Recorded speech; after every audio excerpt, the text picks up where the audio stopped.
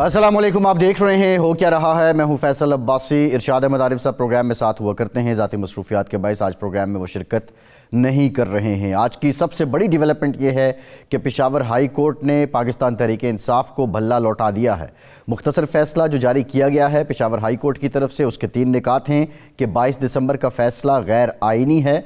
पाकिस्तान तहरीक इंसाफ को बल्ला बतौर इंतखाबी निशान दिया जाए और सर्टिफिकेट इलेक्शन कमीशन अपनी वेबसाइट पर जारी करे।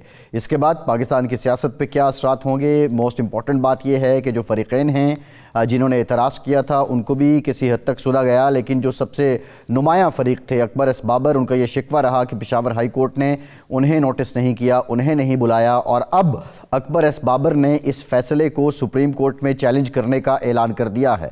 सवाल ये भी है कि इलेक्शन कमीशन अब कल अपनी बैठक कर रहा है। कल के इजलास में ये तय हो जाएगा कि पेशावर हाई कोर्ट का ये फैसला यहीं तक इलेक्शन कमीशन रुकेगा या इलेक्शन कमीशन भी सुप्रीम कोर्ट जाएगा। इस पे आईनी कानूनी निकात क्या हैं, इलेक्शन कमीशन के पास ऑप्शन क्या हैं, और क्या इस फैसले को अगर ये मुअत्तल कर दिया जाता है तो फिर 13 तारीख तक जो इंतखाबी निशान अलॉट होने हैं उसमें फिर पाकिस्तान तहरीक इंसाफ के लिए जो इंतखाबी सूरत हाल है वो क्या होगी।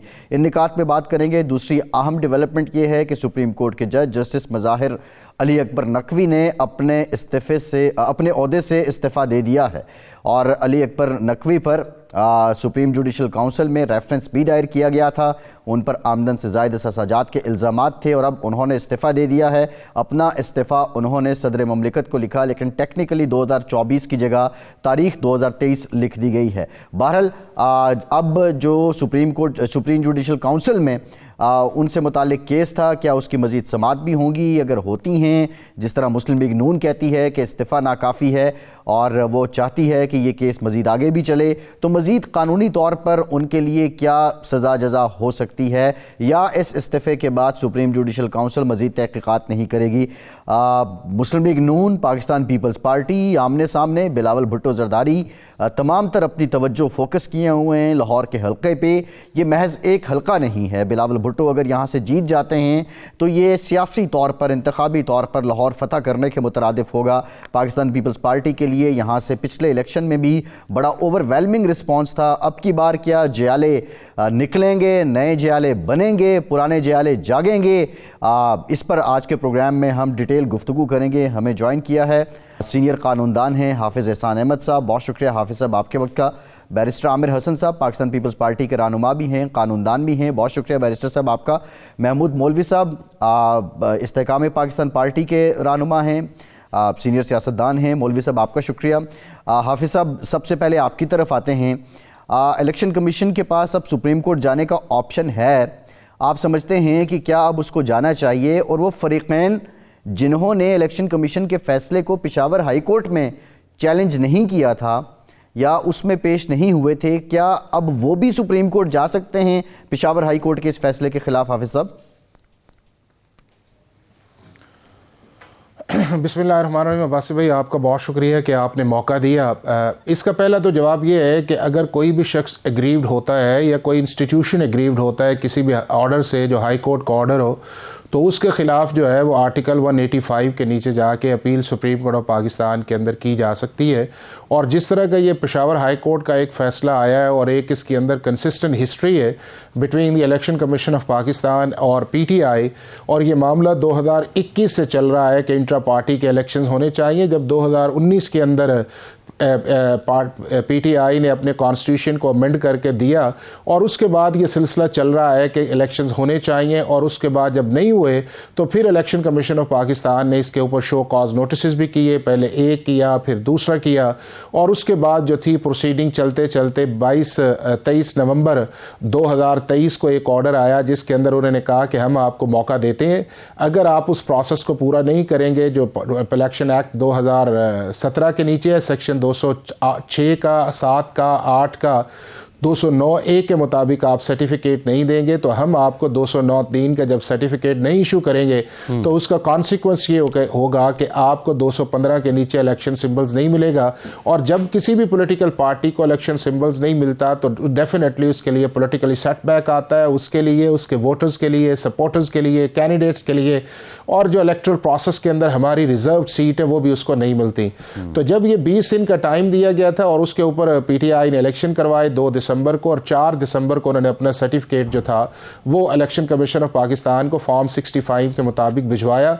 लेकिन इलेक्शन कमीशन ऑफ पाकिस्तान ने जब उसको इंटरनली प्रोसेस किया और फिर कुछ एप्लीकेशंस भी आई तो उसके ऊपर उन्होंने हेयरिंग्स की, और हेयरिंग्स 2-3 करने के बाद जो है मामला पेशावर हाई कोर्ट के अंदर गया, और पेशावर हाई कोर्ट ने कहा कि आप इसका फैसला करें, और उस फैसले की जो टाइम डेट दी थी वो आपकी 21 दिसंबर थी। और फिर इलेक्शन कमीशन ऑफ पाकिस्तान ने 22 दिसंबर 2023 को एक फैसला किया जिसके मुताबिक जो सर्टिफिकेट दिया गया था 209 का और फॉर्म 65 उन्हें एक्सेप्ट न किया, और कॉन्सिक्वेंटली उनसे सेक्शन 215 के नीचे जो इलेक्शन सिंबल था बल्ले का वो वापस ले लिया गया। पेशावर हाई कोर्ट के अंदर उसके खिलाफ एक इलेक्शन पटिशन आई, वो ऑर्डर सस्पेंड कर दिया गया। इलेक्शन कमीशन दोबारा वहां पे गया और वहां के ऊपर जाके उन्होंने उसको रिव्यू किया, और अब जो फैसला आया है उसके अंदर इलेक्शन कमीशन ऑफ पाकिस्तान को कहा गया है कि आप इनका सर्टिफिकेट जारी करें और इसको अपनी वेबसाइट पे करें, और कॉन्सिक्वेंटली ये होगा कि 215 के नीचे इलेक्शन सिंबल जो है उसकी कंटिन्यूटी आएगी।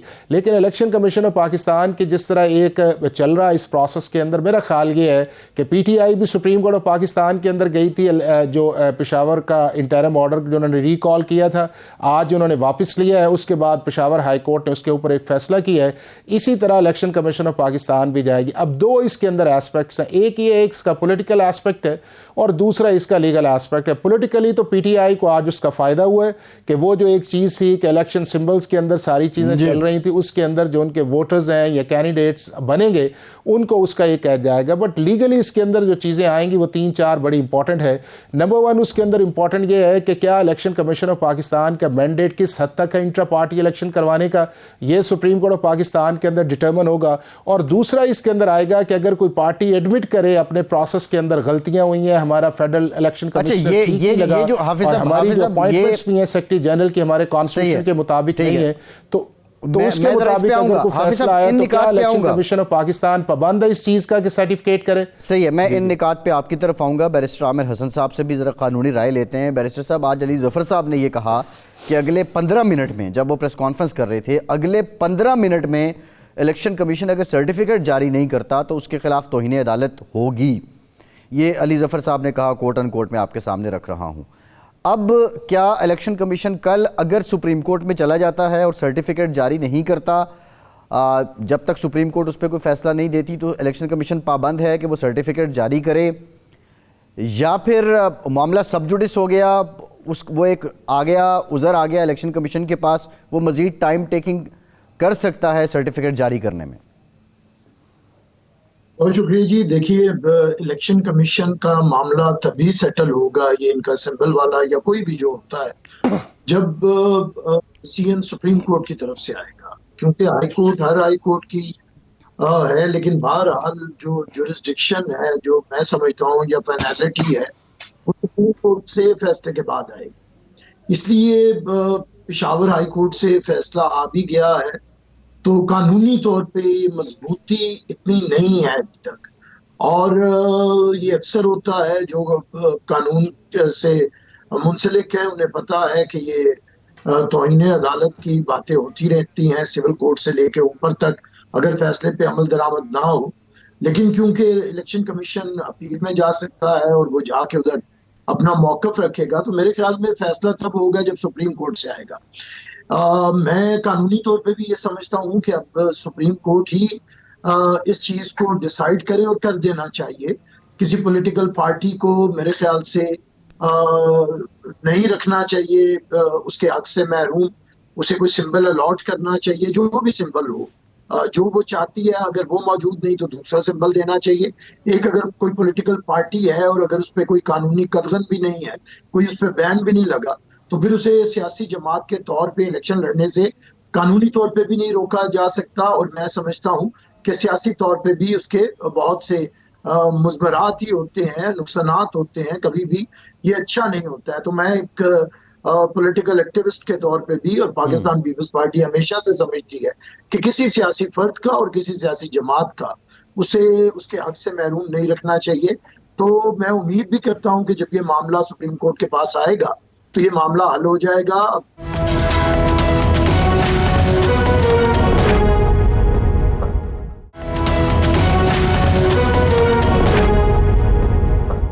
बैरिस्टर साहब, मामला ये है कि मामला सब जुडिस अगर हो जाता है, 13 तारीख तक शेड्यूल के मुताबिक इंतखाबी निशान अलॉट हो सकते हैं, या ये फैसला मुअत्तल होता है, फर्दर कोई फैसला आता नहीं है, तो फिर क्या सियासी इंतखाबी तौर पे ये बल्ले का क्या सिग्निफिकेंस रह जाएगी कानूनी तौर पे इलेक्शन कमीशन और पीटीआई के पास?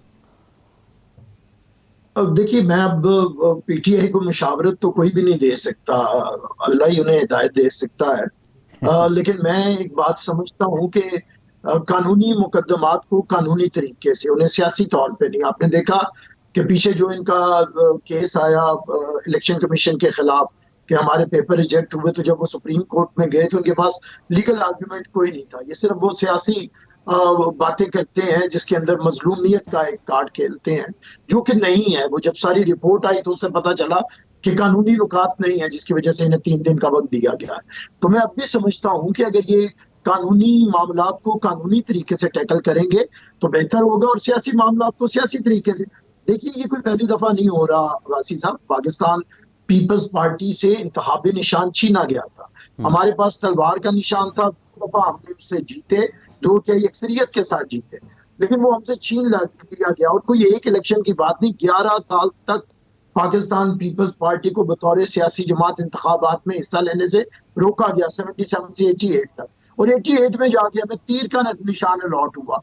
11 साल हम बगैर, हमें ना रजिस्टर किया जाता था एज अ पॉलिटिकल पार्टी, और हमारी वजह से गैर जमाती इलेक्शन करवाए जाते थे। लेकिन हमने अपनी पॉलिटिकल स्ट्रगल के अंदर एक तसलसल भी रखा और उसे जमहूरी भी रखा, पुरतशद्दुद नहीं बनाया, रियासत के खिलाफ नहीं किया। 11 साल का ये बड़ा बैरिस्टर साहब ये बड़ा इंपॉर्टेंट नुक्ता है, ये बड़ा इंपॉर्टेंट नुक्ता है। हाफिज साहब, तो जो स्टेटमेंट अली जफर साहब की कि आइन और इंसाफ की जीत हुई है, दिस इज़ वेरी अनफॉर्चुनेट कि जब किसी के भी खिलाफ फैसला आता है तो वो फिर अदालतों पे तनकीद शुरू कर देता है, और जब किसी के हक में आता है तो वो फिर बल्ले बल्ले कर देता है। 4 दिन पहले तक आपके सामने है जो सारा रद्द अमल था, और बिलखुसूस अली जफ़र साहब की जमात खैर इसमें खासा भी रखती है।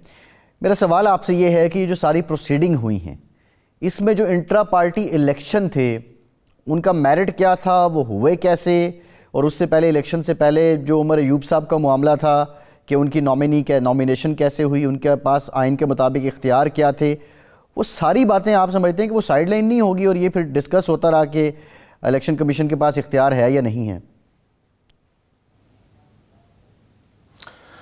देखें, जो आपने बात की है वो असल बात इम्पॉर्टेंट ये है कि हमने पिछले कई सालों से हमारी जो अदालतें हैं या हमारा वो ऐसा तबका जो बात करे उसके ख़िलाफ़ हमने एक महाज खोल लेते हैं। अगर हमारी मर्ज़ी के मुताबिक जो है ओपिनियन मेकिंग ना हो, हमारी मर्ज़ी के मुताबिक फ़ैसले ना हो, और हमारी डिज़ायर्ड रिज़ल्ट्स के मुताबिक इंस्टीट्यूशंस चले ना, उसका इफ़ेक्ट क्या हुआ ये है कि जो हमारा असल रियल कंट्रोवर्शियल या कॉन्स्टिट्यूशनल या लीगल इश्यूज़ थे वो पीछे रह जाते हैं, और हमारा अपना एजेंडा जो है वो आगे आ जाता है। और ये इसका क्लाइमेक्स जो है पिछले 10-12 साल से हुआ है, और ज़्यादा इसके अंदर जो आया हुआ है वो आपका अप्रैल 2022 से इस मुल्क के अंदर चल रहा है कि जब आपने देखा कि किस तरह जो एक वोट ऑफ नो कॉन्फिडेंस आई और उसके बाद सुप्रीम कोर्ट और हाई कोर्ट्स के अंदर एक कंट्रोवर्सी चली।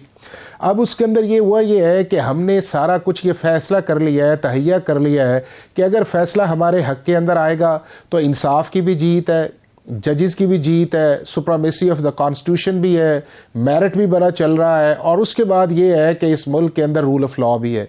और अगर हमारे रिजल्ट्स हमारी ख्वाहिश के मुताबिक नहीं आएगा तो ना हमारे मुल्क के अंदर कॉन्स्टिट्यूशन है, ना हमारे मुल्क के अंदर जजेस हैं, ना हमारे मुल्क के अंदर रूल ऑफ लॉ है, और ना ही हमारे मुल्क के अंदर सिस्टम की क्रेडिबिलिटी है। अब इसने इफ़ेक्ट क्या किया है?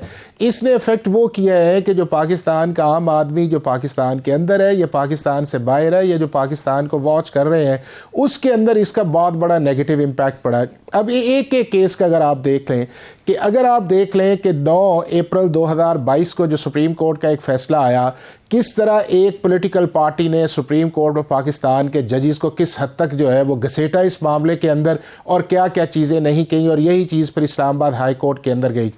फिर उसके बाद अगर आर्टिकल 63A का फैसला आया तो किस तरह दूसरी पॉलिटिकल पार्टी ने जो है एक पूरे इंस्टीट्यूशंस को और पूरे सिस्टम को उसके अंदर घसीटा और कहां तक गई। फिर उसके बाद अगर आप देख रहे हैं कि नैब की जजमेंट आई तो उसके ऊपर आप देख लें पंजाब के चीफ मिनिस्टर का जो था सस्पेंशन कर, उसके पावर्स को सस्पेंड करना या उसे काम से रोकना, उसके अंदर अगर हाई कोर्ट ने मुदाखलत की तो किस तरह आया।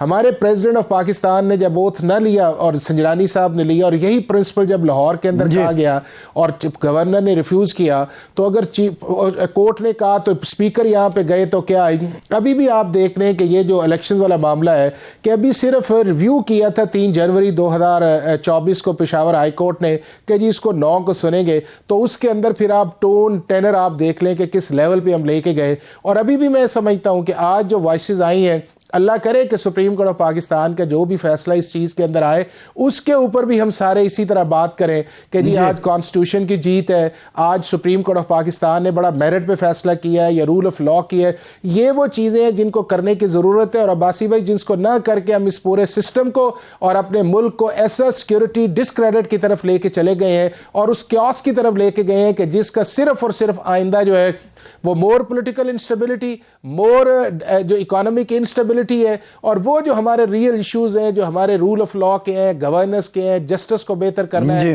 इस मुल्क के आम आदमी की हालत को बेहतर करना है, महंगाई को कम करना है, स्कूल बच्चे दाखिल करने हैं, उसके बाद जो स्टंटेड ग्रोथ है उस पर काम करना है, अपने मुल्क के इंडेक्स को आगे लेके चला है, वो साइड पे हो गया। और पाकिस्तान इस वक्त जो है वो पावर पॉलिटिक्स की तरफ चला गया। और पावर पॉलिटिक्स का मतलब ये है कि अगर मैं एज ए किंग क्राउन पहनूं तो सारा कुछ ठीक है, और अगर एज ए किंग क्राउन मैं नहीं पहनता तो फिर ये सारा सिस्टम भी ठीक नहीं है, और इस सिस्टम को चलाने वाले भी ठीक नहीं है, और जितने मेन इंस्टीट्यूशन हमारे हैं वो हमारे राइवल हैं। मैं जरा बैरिस्टर साहब की तरफ भी जाऊंगा। बैरिस्टर साहब, एक और भी डेवलपमेंट है, सुप्रीम कोर्ट के जज जस्टिस बज़ाहिर अली अकबर नकवी साहब अपने ओहदे से मुस्ताफ़ी हो गए हैं।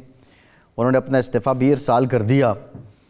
उनके खिलाफ रेफरेंस था, आमदन से ज़ायद असाजात के इल्ज़ामात थे, सुप्रीम जुडिशल काउंसिल में उनको शो कॉज भी हो चुका था। ये जो इस्तीफ़ा है, एक तो ये बता दें कि इसके बाद जो इंक्वायरी वगैरह हो रही है, जो केस चल रहा है वो रुक जाएगा आप समझते हैं?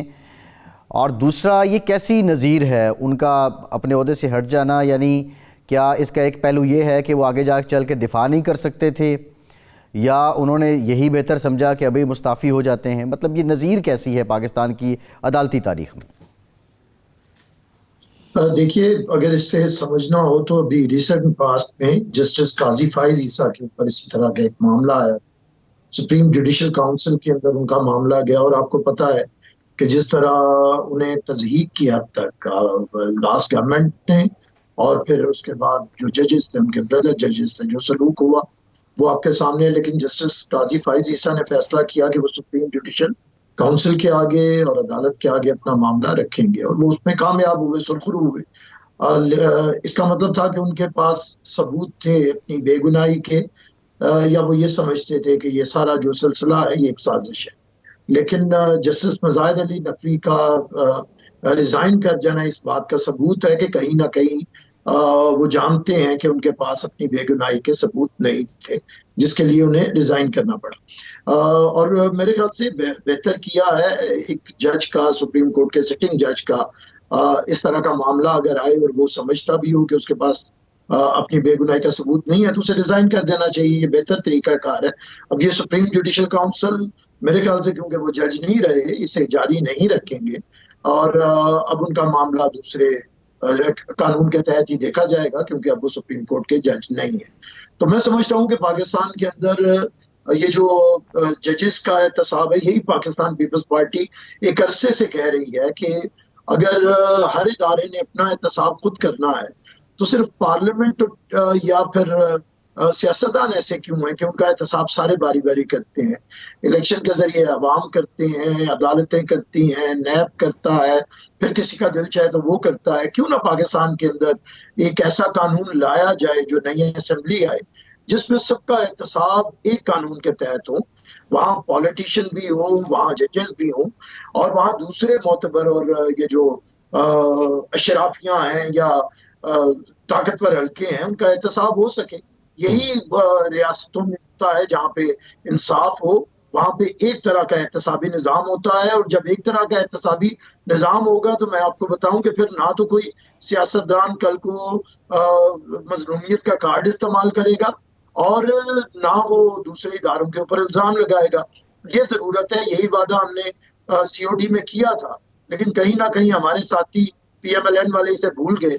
हम आज भी उधर ही खड़े हैं कि एहतसाब का एक ऐसा निज़ाम लाया जाए जिसमें सबका एहतसाब हो सके, और फिर जब जिसका एहतसाब हो, उस वक्त की भी हुकूमत हो या साबिक भी हो, सबका एहतसाब हो सकता हो, सब बड़े ओहदे वालों का एहतसाब हो सकता हो। फिर अवाम का जमहूरियत के ऊपर, जमहूरी निज़ाम के ऊपर, निज़ाम अदल जो है इन्हिसार है बढ़ेगा, एतबार है बढ़ेगा।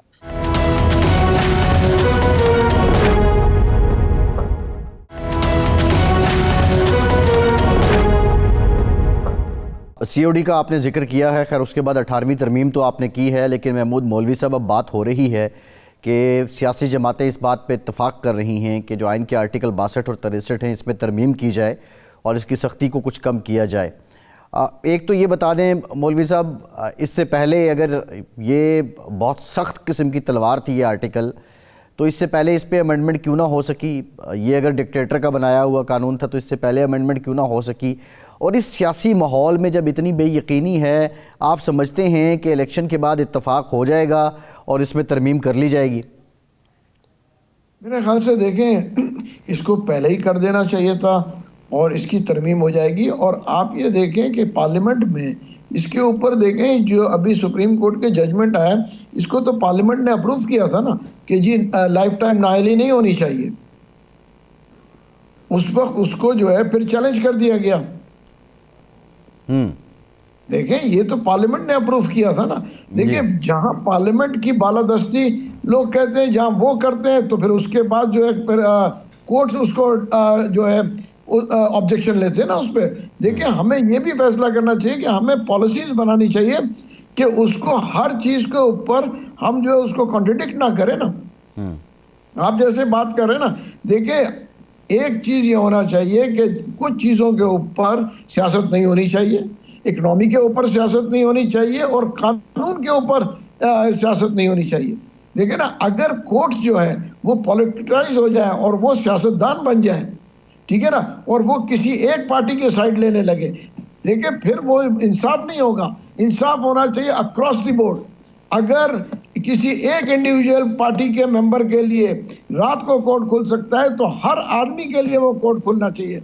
ये नहीं हो सकता कि आम आदमी के लिए वो महीनों धक्के खाएं और जो वर्कर जो है महीनों तक जेलों में हो और लीडर्स जो है जमानत करा लें घंटों के अंदर।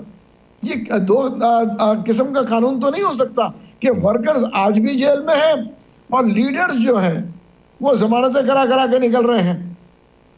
तो फिर क्या फायदा उन वर्कर्स का जो बेचारे आज फंसे हुए? उन बच्चों का क्या कसूर है? मेरा कहना है उन बच्चों का कसूर क्या है जो 9 मई में थे? मौलवी साहब, अब सवाल ये है कि देखें, जब अप्रैल 2022 की बात है, उस वक्त बहुत ज़्यादा पीटीआई की तरफ से ये प्रचार किया गया और आप पीटीआई का हिस्सा थे कि अदालतें रात क्यों खुलीं। अब जब अदालतें रात खुल रही हैं तो आई थिंक वो बैलेंस नहीं हो रहा कि अदालतें रात इसलिए खुलती हैं। देखिए, एक चीज़ मैं बताऊँ ना, अदालतें रात को भी खुले, मैं तो कह रहा हूँ राउंड द क्लॉक अदालतें लगनी चाहिए ताकि पुराने केसेस खत्म हो, जजेस और भर्ती होने चाहिए। देखिए, हजारों केसेस अटके हुए हैं, लोगों को 15-15 साल हो जाते कोर्टों में। मैं आपको कहूँ क्रिमिनल केसेस जो हैं 15-15 साल से चल रहे हैं, बल्कि 17 साल से चल रहे हैं। तो आप मुझे बताएं, अगर 17 साल से कोर्ट में केसेस चल रहे हैं तो फिर वो इंसाफ कब मिलेगा? सही है। अच्छा, मैं ज़रा हाफिज़ साहब, जस्टिस मज़ाहिर नकवी साहब का इस्तीफ़ा, इस पे जो रूल ऑफ लॉ है उससे मुतालिक क्या असरात आएंगे और इसकी क्या कोई सियासी असरात भी हैं, और ये इस्तीफ़ा क्या नकवी साहब के बचाव का बाइस बन सकेगा? देखिए, दो चीज़ें बड़ी वाज़ेह हैं इस चीज़ के अंदर। एक ये है कि अगर पाकिस्तान की सुप्रीम जुडिशल काउंसिल की प्रोसीडिंग अगर supreme court of Pakistan suspend करे और वो प्रोसीडिंग आगे चलती न रहे और प्रोसीडिंग चलती रहे और वो प्रोसीडिंग जो है सुप्रीम कोर्ट ऑफ पाकिस्तान के आर्टिकल 184(3) के अंदर चलती रहे, तो वो फिर आपने देखा है चाहे इफ्तिखार चौधरी साहब का केस हो या काजी फायज़ ईसा साहब का केस हो, वो सारे के सारे जो हैं वो कॉन्स्टिट्यूशनल जुरिसडिक्शन के अंदर जाते हैं और वो सुप्रीम जुडिशल काउंसिल के अंदर वो जो रेफरेंसेस आते हैं वो रेफरेंसेस ही ख़त्म हो जाते हैं। अब इस केस के अंदर जो चीज़ थी, कोई कंप्लेंट आई और वो कंप्लेंट जो थी वो काफ़ी तरफ से आई, उसमें बार काउंसिल्स भी उसके अंदर पार्टीज़ थी और उसके अंदर जो है उन्होंने पहले शो कॉज का जवाब से पहले एक एवेल्यूएशन होती है, वो एवेल्यूएशन की जो सुप्रीम जुडिशल काउंसिल्स के रूल्स हैं 2005 के हैं। उसके बाद ये है कि अगर वो वेरिफिकेशन उस लेवल पे आ जाती है तो फिर जो कॉन्स्टिट्यूशन इसके मुताबिक है कि chief justice of Pakistan, 2 senior most high supreme court के जजेस और 2 सीनियर मोस्ट हाई कोर्ट के चीफ जस्टिस शामिल होते हैं और वो उसके ऊपर जो है वो एक प्रोसेस को स्टार्ट करते हैं, शो कॉज करते हैं और अटॉर्नी जनरल या किसी भी शख्स को जो है वो प्रोसिक्यूटर करते हैं। अब इस केस के अंदर भी एक शो कॉज उसका जवाब जब सेटिस्फाई नहीं है, फिर एक दूसरा उसके अंदर आया और मामला जो है वो चैलेंज कर दिया गया आर्टिकल 184(3) के अंदर और जब उस बेंच ने जो है उस प्रोसीडिंग्स को रोका नहीं है तो फिर मेरा ख्याल है जज साहब ने मुनासिब समझा कि मैं इसको रिज़ाइन कर देता हूँ। लेकिन मैं ये समझता हूँ कि सिर्फ जुडिशल मिसकॉन्डक्ट का रिज़ाइन करके निकल जाना किसी भी मसले का हल नहीं है। अगर किसी शख्स के ख़िलाफ़ सीरियस किस्म के एलिगेशंस ऐसे हैं कि जिसके अंदर से जो है वो मिसकॉन्डक्ट से आगे वो बात निकल जाती है, उसको प्रूव होना चाहिए। और ये जो हमारा एक बना हुआ है कि जी हम रिटायर्ड जज के ख़िलाफ़ सुप्रीम जुडिशल काउंसिल एक्ट नहीं करती, इस लॉ को और कॉन्स्टिट्यूशन को भी अमेंड करना चाहिए। मतलब अगर फ़र्ज़ किया वो प्रोसीडिंग चल रही है और मेरा 14 डेट थी उसकी, अगर आज वो प्रेसिडेंट ऑफ पाकिस्तान उस रिज़ाइन को एक्सेप्ट कर लेते हैं तो इसका मतलब ये है कि सुप्रीम जुडिशल काउंसिल की प्रोसीडिंग जो है, चूँकि कॉन्स्टिट्यूशन के अंदर ये लिखा हुआ है कि जो सर्विंग जज हो या आपका जो परमानेंट जज उसके ख़िलाफ़ हो सकती है, उसके अलावा नहीं हो सकती, तो मीनिंग देयर बाय कि फिर आप उन्हें शख्स के जो ऊपर जो चार्जेस लगाए और वो जुडिशल मिसकॉन्डक्ट की प्रोसीडिंग से नहीं थी बल्कि उसके अंदर एक करप्शन का एलिमेंट आया था, उसकी बुनियाद के ऊपर आपने कहा कि हम इस जज को टेक्निकली अब ट्राई नहीं कर सकते। तो इस इशू को भी एड्रेस होना चाहिए कि अगर करप्शन का एहतसाब अक्रॉस द बोर्ड होना चाहिए। और ये जो बात है, मैं एक गुजारिश करूँगा आपके प्रोग्राम के तवसत के हमारे पोलिटिकल लीडर्स को या पोलिटिकल पार्टीज़ को अब इन्वर्टेड कॉमर्स की डिबेट से बाहर निकल आना चाहिए कि इस तरह होना चाहिए, इस तरह कर लेना चाहिए था, इस तरह वो होना चाहिए। ये है कि अगर अल्लाह मौका दे 2024 के अंदर तो वो काम करें उस चीज़ के अंदर जिसके अंदर सिस्टम की क्रेडिबिलिटी आए। इस मुल्क के अंदर एहतसाब का निज़ाम जो है उसकी ज़रूरत है, आना चाहिए। इस मुल्क के अंदर नैब ने वो परफॉर्म पोलिटिकल विक्टिमाइजेशन का किया है, तो क्या नैब इसी तरह कंटिन्यू करे या नया सिस्टम इसके अंदर आए जिसके अंदर क्रॉस द बोर्ड आए, वो होना चाहिए। इस मुल्क का जो आउटडेटेड जस्टिस सिस्टम है, जिस तरह मौलवी साहब ने भी इशारा किया, 20-20 साल लगते हैं उस निज़ाम की तरफ, कन्विक्शन आपकी 5-6% से ज़्यादा है नहीं है, लॉलेसनेस आपके मुल्क के अंदर है, पुलिस आप कंट्रोल नहीं कर सकते, पटवारी आपके बस से बाहर है, सेक्रेटरी डीसी से आपकी एक्सेस कोई नहीं है, प्राइम मिनिस्टर ऑफिस के अंदर जो बैठे हुए, तो क्या ये निज़ाम जो है वो इन इफ एंड बट के अंदर चलेगा?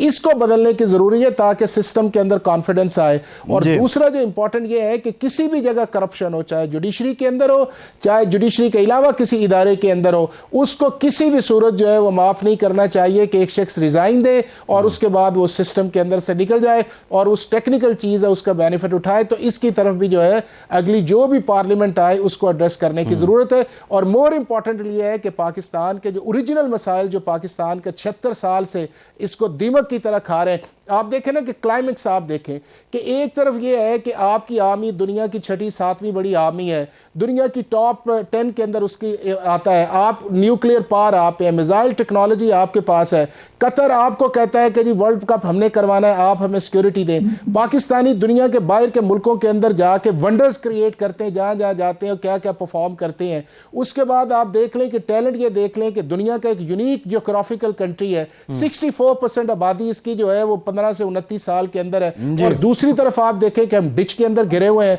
कि ना हमारी इकोनॉमी है, ना हमारी गवर्नेंस है, ना हमारा जस्टिस है। गरीब आदमी जो 60% जो है उसे 2 वक्त की रोटी नहीं दे सकते। तो इन इश्यूज को ये साइड है कि ये साइड है और ये काम जो है ये हमारे लीडर्स का है, पॉलिटिशियंस का, और इसकी तरफ एड्रेस करना चाहिए। इसके अलावा कोई ऑप्शन नहीं है। आई थिंक अदर साइड की आप बात कर रहे हैं और other side is very important. जो हर तस्वीर के कई रुख होते हैं लेकिन बहुत से रुख जो हैं वो पोशीदा रहते हैं, कोई एक रुख सामने आ जाता है। एक ब्रेक के बाद बात करेंगे। बिलावल साहब अब लाहौर फतह करने के लिए तैयार हैं, पीपल्स पार्टी की तैयारियां क्या हैं, बैरिस्टर साहब के पास क्या इतलात हैं, कितने मार्जिन से बिलावल साहब जीतेंगे, अब अता तारड़ साहब उनके सामने हैं। ब्रेक के बाद बात करते हैं।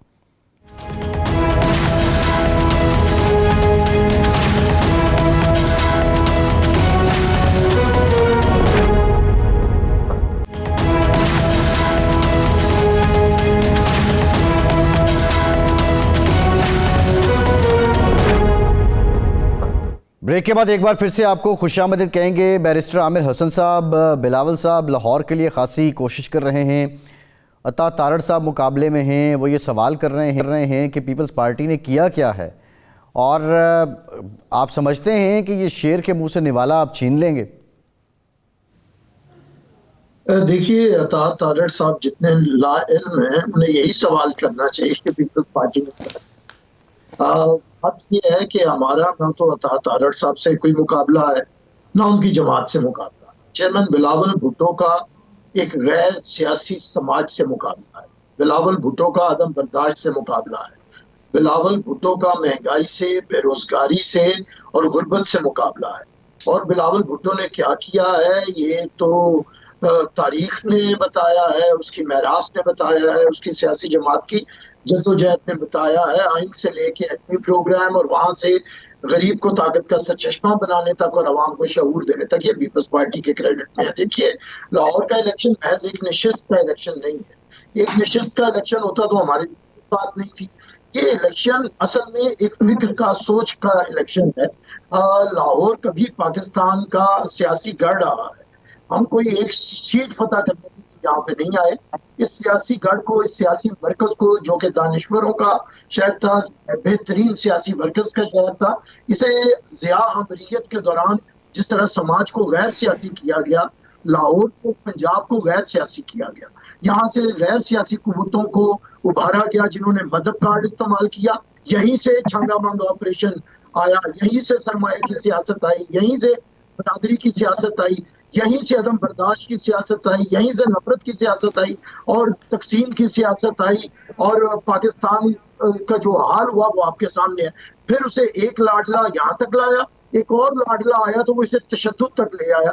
फिर हमने ऐसी भी सियासत देखी कि लाहौर के अंदर ही, लाहौर में कोर कमांडर के घर को जला दिया गया, क्योंकि जो कि जिना हाउस था। ये वो सियासत था जो कि समाज को गैर सियासी करना था। सियासत के नाम के ऊपर तशद्दुद ऑर्डर ऑफ द डे बना दिया गया। आज बिलावल भुट्टो ने अगर फैसला किया है लाहौर के अंदर इलेक्शन लड़ने का, तो वो इलेक्शन असल में उस नफरत के खिलाफ, इंतकाम, तकसीम और तशद्दुद के खिलाफ। बैरिस्टर साहब, ये बातें सब ठीक हैं, ये बातें सब ठीक हैं, लेकिन कारकर्दगी की बात करें तो नून लीग ये आपसे सवाल पूछती है कि बिलावल साहब लाहौरियों को ये बताएंगे कि हम लाहौर को कराची जैसा बना देंगे? मैं जवाब दे देता हूँ। लाहौर जो है ना, लाहौर आपने देखा है, आप भी अरसे से यहाँ पे मुकीम है, लाहौर हमने भी देखा है। कराची जो दिखाया जाता है जान के, उस तरह लाहौर भी है उतना, और उससे ज्यादा ये होगा वैसा लाहौर। लेकिन वजह ये है कि चंद हाउसिंग सोसाइटीज के रोड्स दिखा के उसे लाहौर बताया जाता है। हम ये बताएंगे कि लाहौर के अंदर नीली पीली ट्रेनें चलाने की जरूरत नहीं थी, जिसने बेड़ा गर्क किया आपका। यहाँ पे दिल के हॉस्पिटल्स की जरूरत थी, यहाँ पे इलाज की जरूरत थी, यहाँ पे अच्छे स्कूल नहीं। तो बैरिस्टर साहब, आप पिंक बसेस क्यों चलाते रहे? सवाल तो ये है ना, मैस ट्रांजिट के मंसूबे आज लोगों को क्या डिलीवर नहीं कर रहे? क्या आम आदमी को आसानी नहीं हुई? मैं बताऊं, मैं बात सुनिए वासी साहब, रेशो देखिए। हमने अगर पिंक बसेस चलाई हैं जहाँ पे ट्रांसपोर्ट की जरूरत है, मैं उसके खिलाफ नहीं हूँ, लेकिन आप किसकी कीमत पे चलाते हैं? हमने पहले वहां पे सेहत का निजाम ठीक किया है। हर डिस्ट्रिक्ट के अंदर सिंध में NICVD लेके गए हैं, इलाज की सहूलतें दी हैं, तालीम को हमने वहां पे तकरीबन मुफ्त किया है, आसान किया है, स्कूलों का स्टैंडर्ड बढ़ाया है, स्कूल खोले हैं, कॉलेजेस खोले हैं, यूनिवर्सिटीज खोले हैं। उसके बाद ये तीसरी प्रायोरिटी हमारी रही है। लेकिन पंजाब में क्या हुआ है कि जिनकी 40 साल हुकूमत रही है, उन्होंने दिल का एक हॉस्पिटल बनाया है। अब मुझे बताएं कि आज किसी घर का बजट बनाएं तो 70% बजट में आपका तालीम है और सेहत है। अगर यही तालीम और सेहत फ्री हो, सही है। तो जरा ये जो आप बात कर रहे हैं महमूद मौलवी साहब, जो बैरिस्टर साहब बता रहे हैं, सिंध में पीपल्स पार्टी की कारकर्दगी और कराची की भी इन्होंने बात की है। ऑब्वियसली एक डिफरेंस हम तो फील करते हैं, कराची में भी कुछ ऐसा मुकीम रहा मैं। लेकिन आप क्या समझते हैं कि कराची में वाकई पीपल्स पार्टी ने बहुत शानदार काम किया है और इसी वजह से 15 साल से पीपल्स पार्टी की हुकूमत है सिंध में? नहीं, देखिए, मैं बैरिस्टर साहब से एग्री नहीं करूंगा। मैं बड़ा जो है ओपन अपना ओपिनियन दूंगा। देखिए, पीपल्स पार्टी ने बहुत काम अभी उनको करना है कराची के लिए और स्पेशली इंटीरियर सिंध के लिए, मैं कहूँ लाड़काना के लिए। देखिए, 15 साल में इसमें कोई दो राय नहीं है, जो लोगों की एक्सपेक्टेशन थी वैसे काम नहीं हुए। अब जो मेरे भाई बता रहे थे स्कूलों का, गवर्नमेंट के स्कूलों का सत्यानाश हो गया है, मैं बड़ी वाजे कर दूं, इसमें कोई दो राय नहीं। हाँ, मैं जिस दौर में हम स्कूल जाते थे, जो है जो गवर्नमेंट के स्कूल्स का मेयार बहुत अच्छा था। आज मेरे ख्याल से ये हर आदमी कहेगा कि गवर्नमेंट स्कूल्स का मेयार बिल्कुल ही सत्यानाश हुआ है। स्कूलों को अपग्रेड होना चाहिए। और जहाँ तक बसेस की बात हो रही है, देखिए, बसेस जो है की ज़रूरत है। आज कराची को ट्रांसपोर्ट की शदीद ज़रूरत है। उसकी वजह यह है कि ट्रांसपोर्ट नहीं होने की वजह से, देखिए, बसेस ऑब्सलीट हो गई थी। तो अगर जो पीपल्स पार्टी लेके आई है, ये बड़ी खुशाइन बात है। जो चीज़ अच्छा करेंगे तो मैं अच्छा कहूँगा। देखिए, जो चीज़ हेल्थ के ऊपर है, हेल्थ के ऊपर भी हमें अपग्रेड बहुत होना चाहिए। हम सिर्फ और सिर्फ मार्केटिंग NICD VVT के ऊपर ना करें, ठीक है ना, बाकी अस्पतालों पर भी करें ना। हर आदमी तो हार्ट पेशेंट नहीं होता है। बाकी अस्पतालों की क्या हालत है, बाकी अस्पतालों के हालत को अपग्रेड करना चाहिए। देखिए, पॉलिटिकल पार्टी है, मैं उनको बिल्कुल ओपनली कहूँगा कि आवाम के लिए जो है स्कूल्स के लिए उनको बेहतर करना है और जो है मैं कहूँगा कि अस्पतालों को बहुत बेहतर करना है। ये मार्केटिंग करना कि ये हार्ट स्पेशलिस्ट का अस्पताल का नाम लेके। अच्छा मौलवी साहब, बैरिस्टर साहब रिस्पॉन्ड करना चाह रहे हैं। हाफिज साहब आपकी तरफ भी आऊंगा, लेकिन बैरिस्टर साहब जी। जी, मैं महमूद मौलवी साहब के बहुत एहतराम के साथ उन्होंने जो बातें की, देखिए, बहुत सा काम हमेशा होने वाला ही होता है। वो अमेरिका में भी आज जरूरत होगी और इंग्लैंड और यूरोप में भी जरूरत होती है। मैं ये नहीं कह रहा सब कुछ कर लिया गया है, लेकिन 15 साल के अंदर बहुत बेहतर किया गया है। और बात यह है कि हॉस्पिटल्स के अंदर वहां पे बड़ी बेहतरियां लाई गई हैं, बेहतरीन ट्रॉमा सेंटर बनाए गए हैं, कैंसर का इलाज हो रहा है। लेकिन मैं ये नहीं कहता कि सब हो गया है, अभी बहुत कुछ होना है। जहां तक तालीमी इदारे, मैं आपको कहता हूँ, अल गजाली फाउंडेशन है यहाँ पे अलिफ लान, जो बड़ी बड़ी ऑर्गेनाइजेशन जो तालीम के लिए काम कर रही हैं, वो ये मानी है कि सिंध हुकूमत का काम तालीम के शोबे में सबसे बेहतरीन है। जी ठीक है। अच्छा हाफिज साहब, एक और मामला है। अब 13 तारीख तक के इंतखाबी निशान हो जाएंगे, ट्राइब्यूनल में है जिन लोगों के कागजात मुस्तरद हुए। अब कुछ लोग उस पर से हाई कोर्ट भी चले गए हैं। अगर शेड्यूल के मुताबिक जब निशान अलॉट हो जाते हैं और उसके बाद कोई अदालती फ़ैसला आता है कि फ़लाँ शख्स के कागजात जो मुस्तरद हुए थे वो मंजूर हो गए हैं, फिर उसकी कानूनी पोजीशन क्या होगी? क्या वो फिर उस लिस्ट में आ जाएगा?